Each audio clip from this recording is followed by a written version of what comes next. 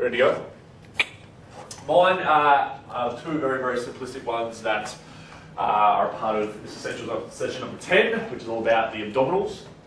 And I'm not sure if Sean, you hit on this one here, but mine's also part of session FE9, which is all about upper body muscles as well. So there are two ways in which we can incorporate two different groups of muscles.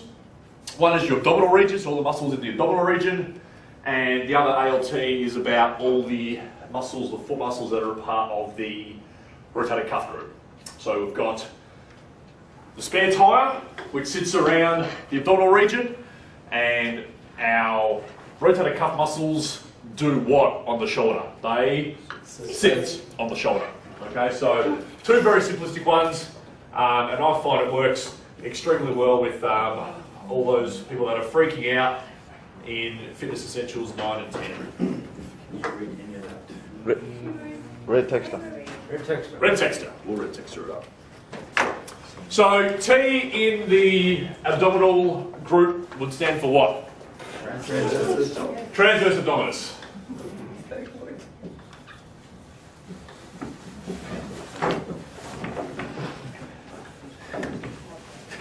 Beautiful. I would stand for internal obliques. These are how. R would stand for Rectus abdominis. There was one slower in the class. And E would stand for external oblique. So after you've gone through and of course gone through all of your abdominal muscles in FE10, you can give them a pretty good rundown about how they can group all of your abdominal muscles for their future learning in their muscles. Cool. So TIRE, the American way of spelling tire, would wrap up all of your abdominal muscles all in one hit. Pretty simplistic? Yeah. Perfect. Okay, the next one is of course moving into your rotator cuff group. I think my stationary order is a couple of weeks behind. That's okay guys, thanks for telling me.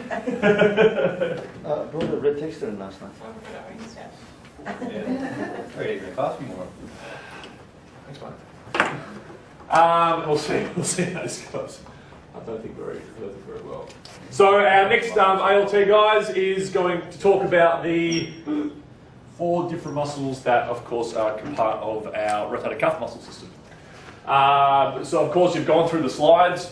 You've now given them all the information about the upper body. And that's a great way for them to be able to remember all those particular muscles of the rotator cuff. You would go through the sits analogy. So the rotator cuff muscle group sits on the shoulder, and S can stand for what? Supraspinatus.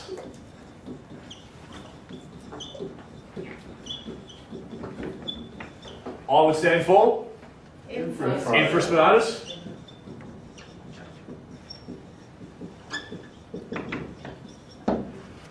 T would stand for teres minor.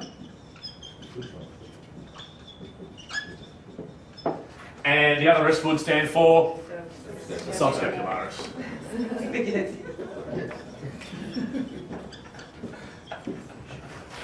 And they are your two pretty simplistic muscle ALT analogies that you can use for the abdominal group and for your rotator cuff. Thank you. Very well.